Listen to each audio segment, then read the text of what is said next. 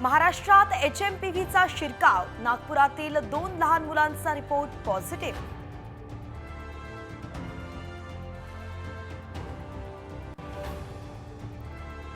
देशात HMPVचे 8 रुग्ण सापडले। महाराष्ट्र कर्नाटकात प्रत्येकी 2 रुग्णांना लागण, तर गुजरात चेन्नईतही HMPVचे रुग्ण।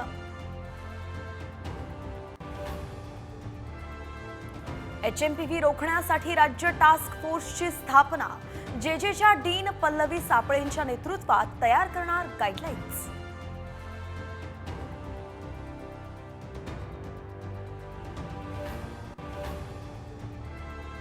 HMPV साठी पुणे महापालिकेची आरोग्य यंत्रणा सज्ज, नायडू रुग्णालयात 50 खाटांचा विलगीकरण कक्ष।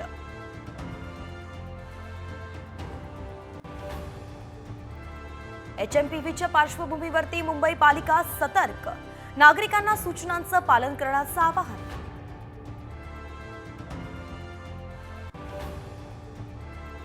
बीड सरपंच संतोष देशमुखांचं कुटुंब आज मुंबईत मुख्यमंत्र्यांना भेटणार। हत्या प्रकरणाचा तपास गतीनं करण्याची मागणी।